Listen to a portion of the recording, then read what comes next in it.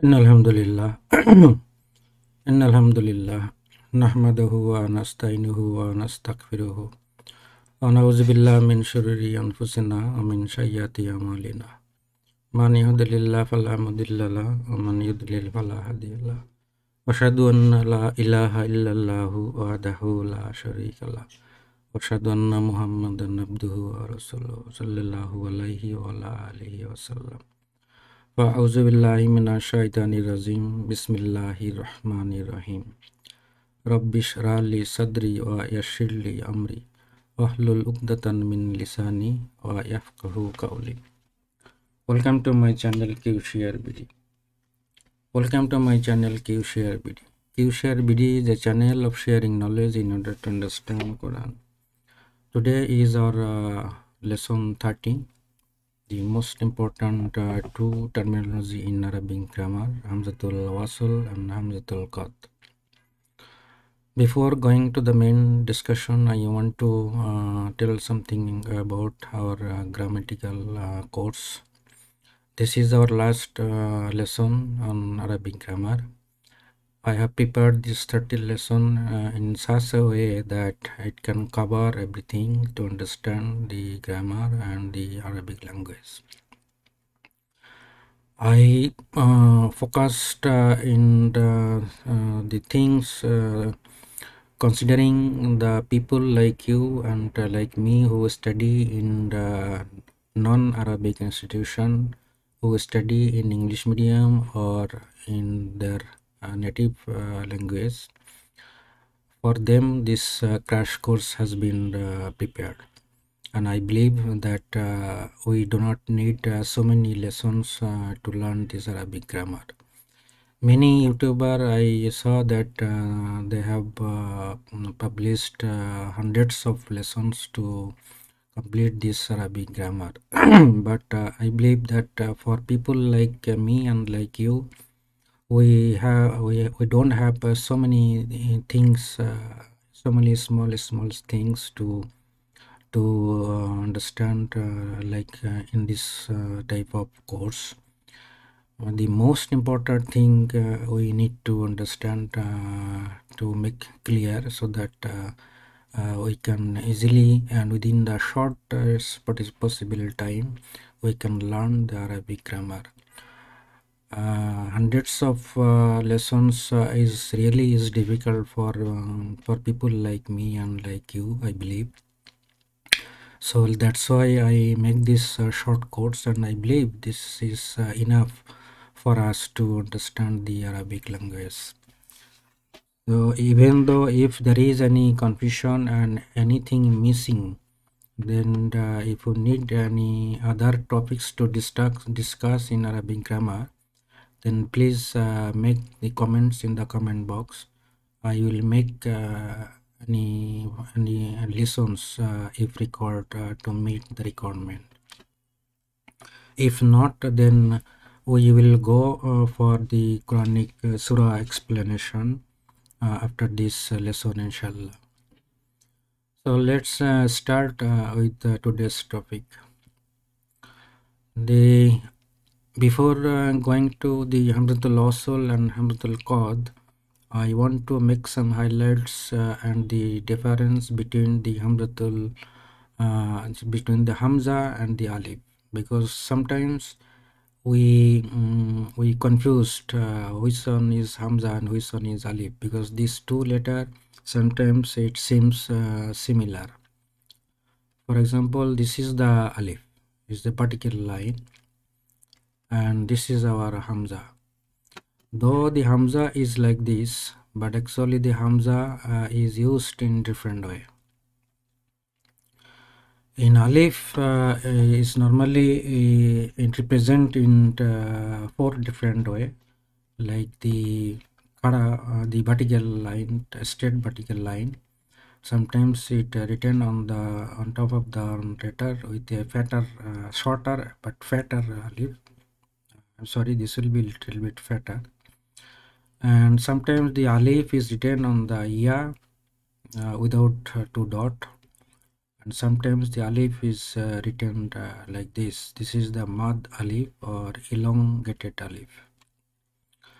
and this alif we called Degar alif or Khara alif, and this alif is called alif maksura. So this four different way the alif can be represented.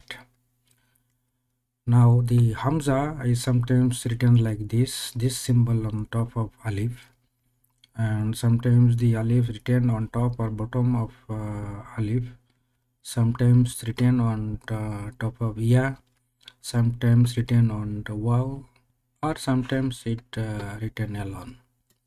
These are the five different way the Hamza is represented. Now we will see some keynotes between among these two different alphabet. The alif is a vowel, long vowel alphabet, and so it cannot take harkat, because the harkat is also a short vowel in Arabic. So the long vowel and short vowel cannot mix together. That's why the alif cannot take any vowel, short vowel, the harkat. And the alif cannot be used as a starting letter of any word. The alif only can be used in the middle or at the last of any word. Whereas the Hamza is a consonant, so it can take any harkat like other consonant. And Hamza can be used anywhere within the word, in the beginning or in the middle or at the end of the word.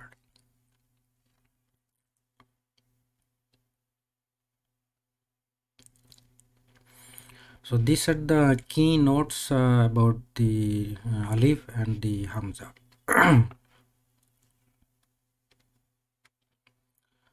Now we will see some example of alif, how alif is written in four different ways. Like Za'ara. Za'ara means neighbor. Here the khada, the alif, the vertical alif, normal alif is used in the middle of this word. The alif also used like this, haza. This is the dagar alif. And alif also used like this, ala. Ala is the maksura, alif maksura is used. Ala means one. And du'a'i, here the mad alif is used in the middle. So everywhere the alif is used either in middle or at the last. No matter which form, either this form or this form or this form, the alif in any form, the alif will be used in the middle or at the last, not at the beginning. This is the key difference between the alif and the Hamza. Now we will discuss our main topic, Hamzatul Wasl and Hamzatul Qat. Hamzatul Qat is created from this ayn. If we cut this ayn like this, then the upper portion, the neck portion of ayn is Hamza. This is called the Hamzatul Qat, or cutting Hamza or dividing Hamza.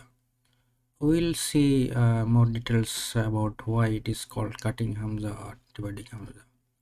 Cutting Hamza or Hamzatul Qat because it has been cut from this ayn. Now why it is called dividing Hamza, we will see that also.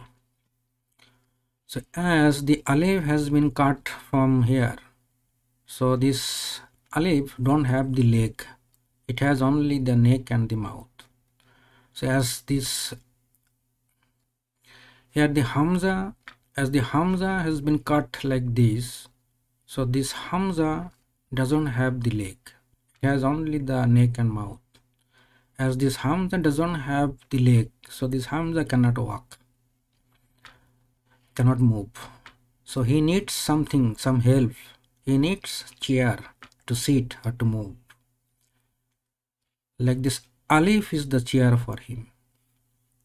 So the Hamza is written on top or bottom of alif. Sometimes the alif needs another chair like ya. So this is another chair for him. And waw also a chair. and sometimes the Hamza can sit alone in a special case, but normally the Hamza needs a chair to sit or to move. These are all called Hamzatul Qat.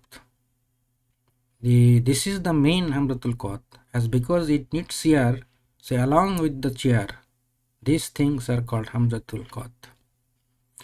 Now Hamzatul Wasl is generated from Sat. If we cut the Sat like this, then this portion of this Sat is the Hamzatul Wasl, or the joining Hamza. Why it is called joining Hamza, we will discuss now. Now this Hamzatul Wasl, as it has also been cut from here, so it has also some problems. He cannot move also alone. He also needs a chair. So he has only one chair, and that one is the Alif. The Hamzatul Wasl has only one chair, and that chair is Alif. He sits on Alif only. So this is the way the Hamzatul Qad and the Hamzatul Wasl is generated.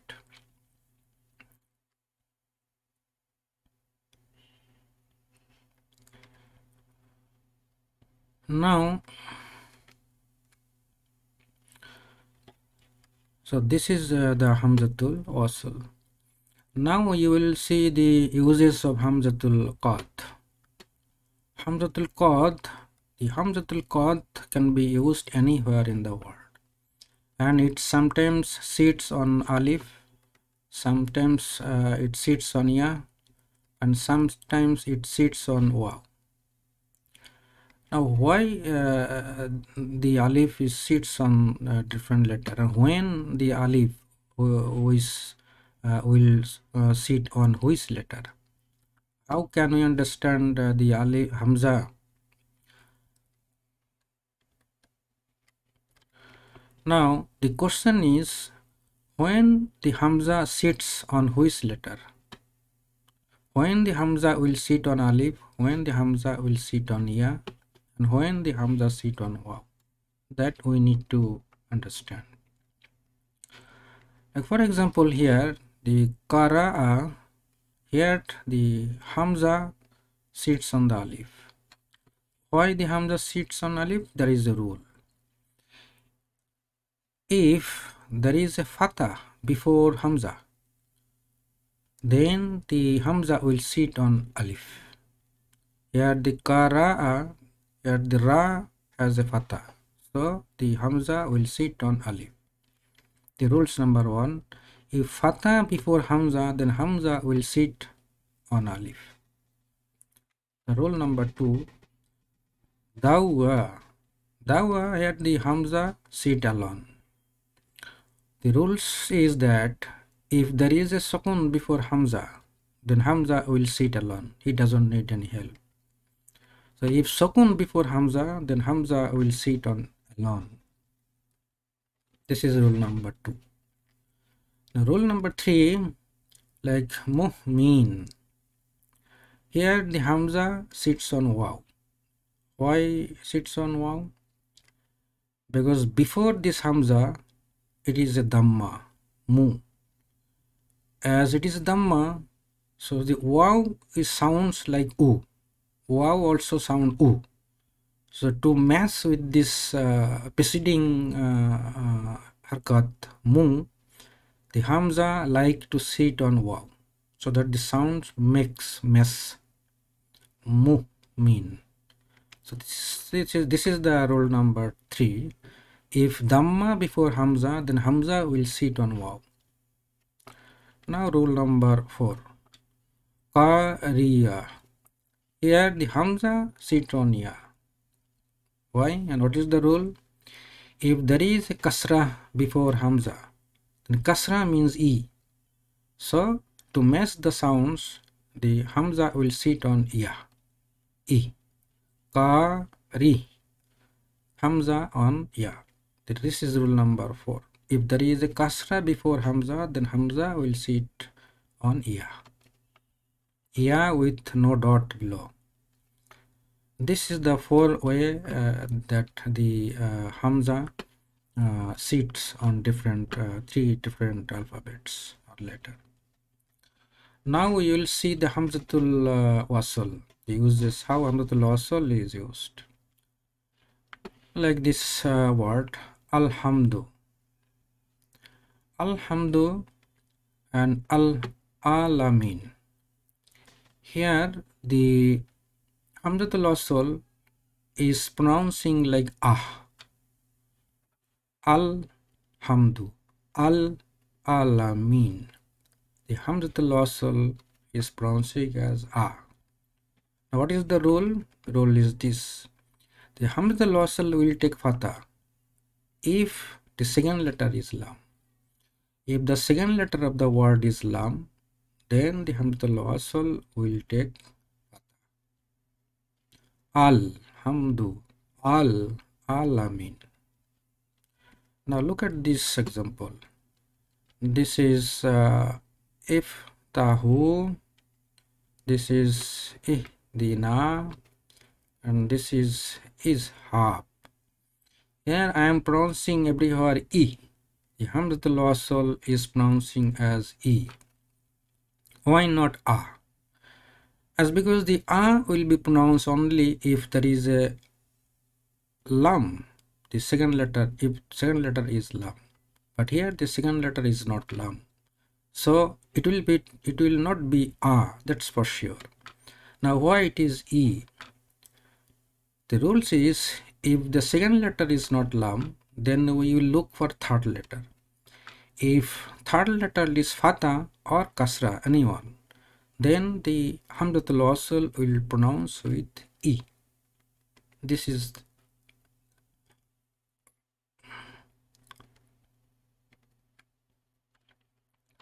and this is if tah. In all of the cases, I am pronouncing this Hamzatul Wasl as e. If tahu, ihdina, ishab, and iftah. Why it is not a?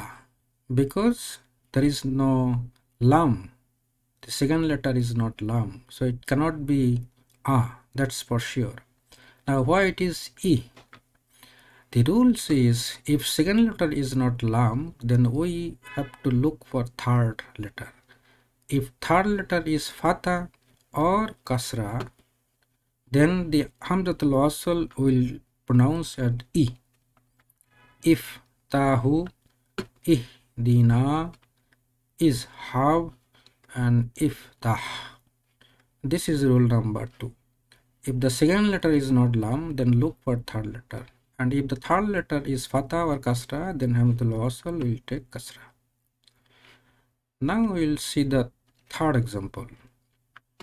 This is usjudu, and this is udkhul, and this is ukroz.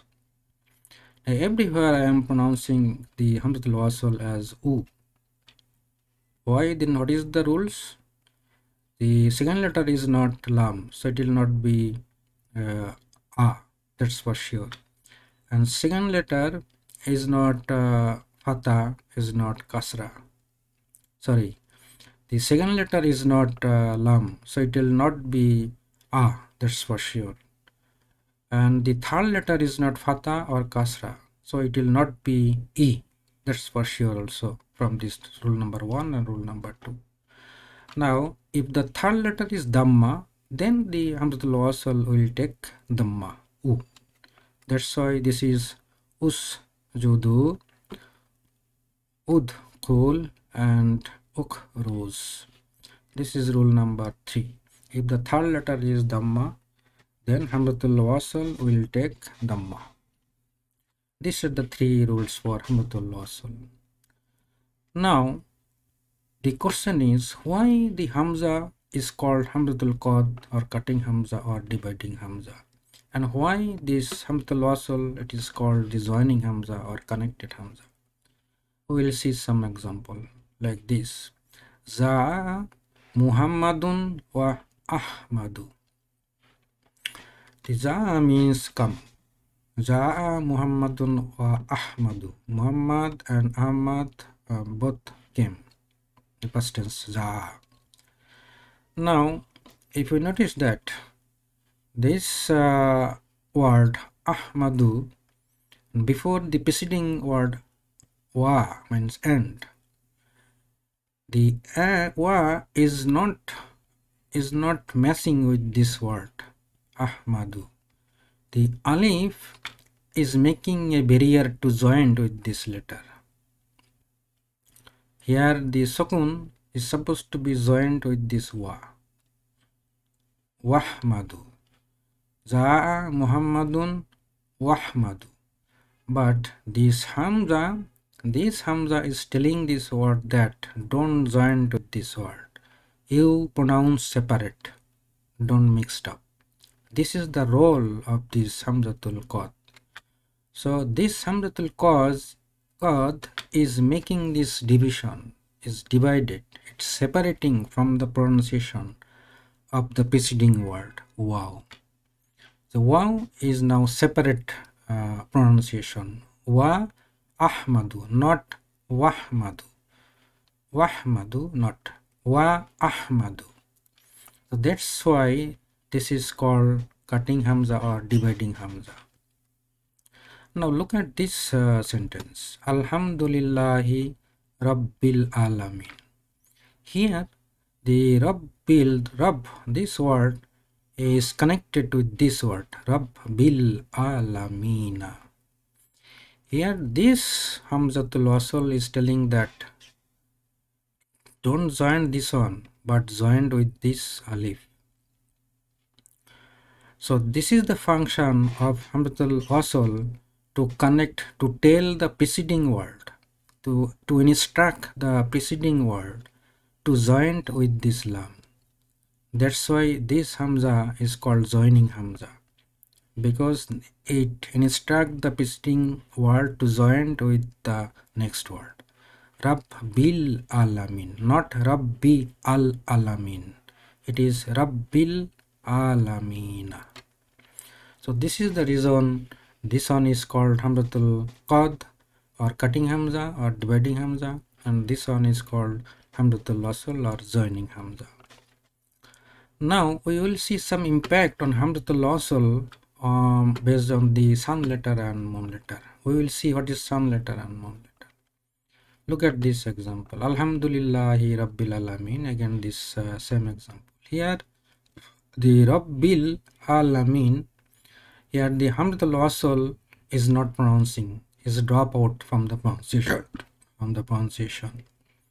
So this Hamzatul Wasl is drop out, as because the next word is lam. So if the next word is lam, the mean. Now this Hamzatul Wasl is not pronouncing anymore. Why it is not pronouncing? Rabbil Alamina. The Hamzatul Wasl is dropped out, and this word is connected with this lam. Why this Hamzatul Wasl is dropped out? Because this Hamzatul Wasl is not pronouncing, because the lam will pronounce, because the root letter of the word start with moon letter. If the root letter of the main word, here the main word is Alamina. Alamina, the main word has started with Ain. The Ain is the moon letter. Because of this moon letter, this Hamzatul Wasl will not pronounce, but the lam will pronounce. Rabbil Alamina. Now look at this example. Ar-Rahmanir Rahim. Here the Ar-Rahmanir Rahim. Here the nir, the both Hamzatul Wasl and lam, both is not pronouncing. Both are drop out. This al is not pronouncing anymore. Ar-Rahmanir Rahimi. The Hamzatul Wasl Wasl and lam both together is dropped out.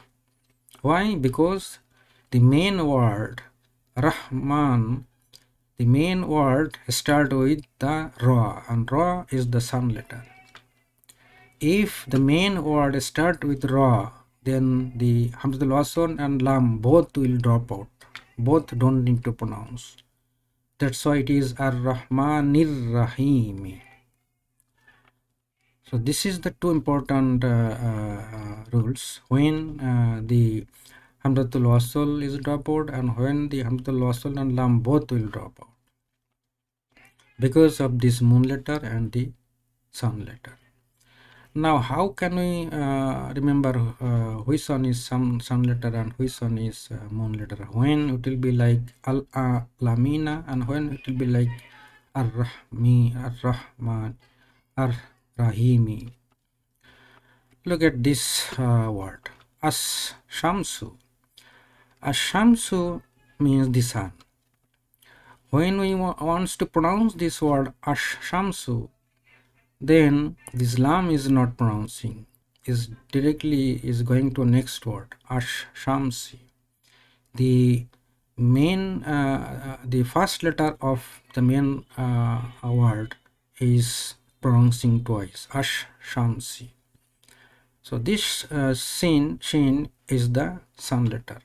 It is matching the name of sun.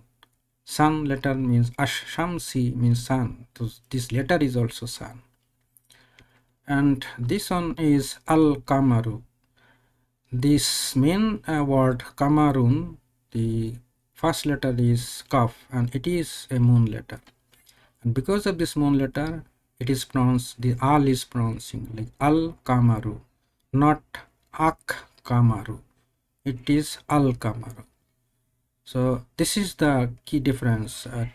Easy to remember if we can think only these two words, Ash-Shamsu, Al-Qamar.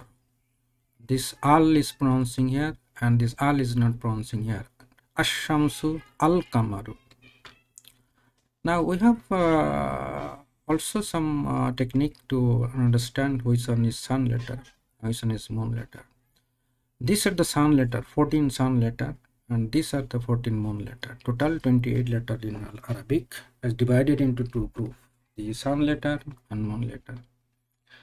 The sun letter, if we pronounce this alphabet like this, ta, sa, da, ja, ra, za, sin, shin, sat, dat, ta, za, nun, lam. This sun letter, if we notice, when I pronounce this sun letter, then my two lips doesn't need to use, and only my front end of my tongue front end is used to pronounce this sun letter, like ta, sa, da, ja, ra, za, sin, shin, sat, dat, ta, za, nun, and lam. So this pronunciation doesn't need the lips, and only the front end of tongue is touching on the upper end of the mouth. Ta, sa, da, za. But if we pronounce this moon letter, then like this, alif, ah, we have to expand our mouth. Ah, ba, zim, zim, we need to completely close our mouth. Zim, ha, kha, ain, gain, fa, ka, qaf, mim, ha, wow, ya. Here the moon letter, our lips sometimes completely open and sometimes completely close. So in that situation, this is the moon letter. So if we can understand this pronunciation, then it is very easy to understand which one is sun, which one is moon.